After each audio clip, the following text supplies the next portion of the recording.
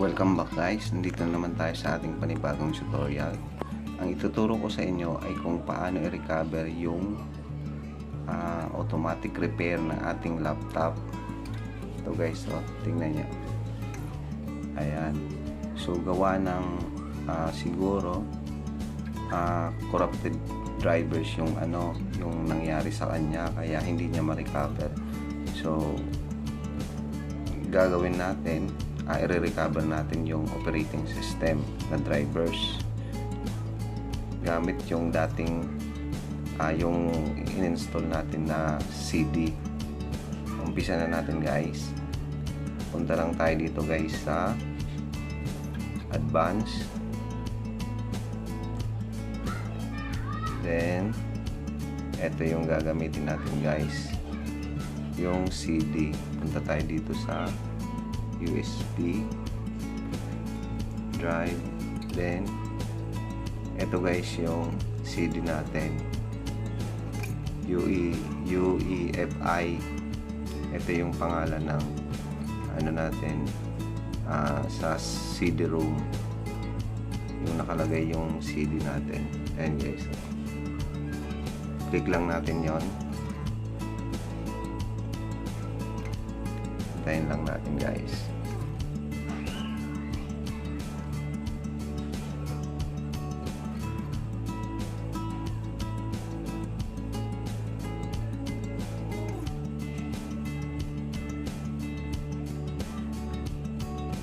Ayan guys, good tayo. Okay. Ayan.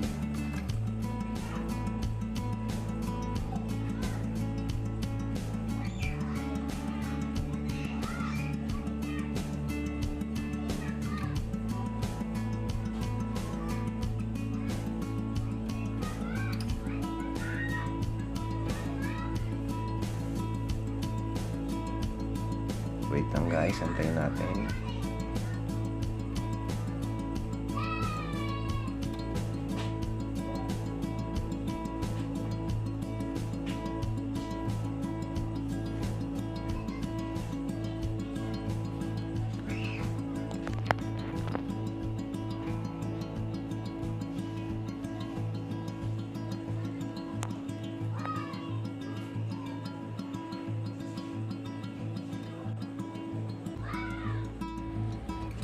Ayan guys, nandito na tayo guys.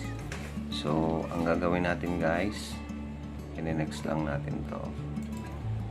Then, hindi natin ito guys i-install.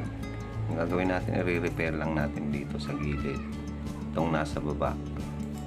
Ayan. Guys, after natin palang ma-repair yung ating OS, itong isi-select natin, itong continue na lang natin to guys para mag-boot na yung ating operating system. And guys,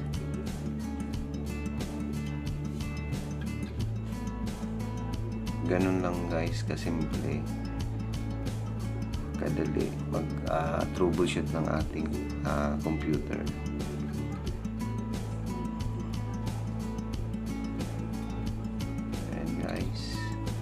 Wait lang, antayin natin.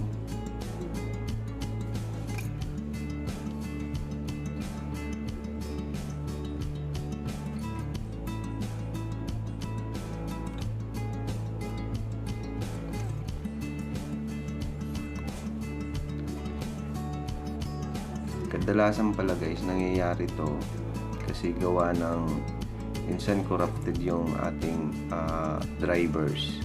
Halimbawa, nag-update siya, tapos na-shutdown natin, yun, hindi siya ma-recover, kaya ganun yung nangyayari. Kaya iwasan nyo guys na kapag nag-update yung inyong computer, huwag nyong isasara, hayaan nyo lang matapos yung update nya para hindi mawala yung mga drivers, hindi siya makurap.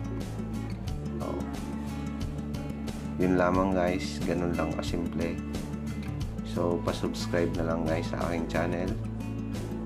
Salamat.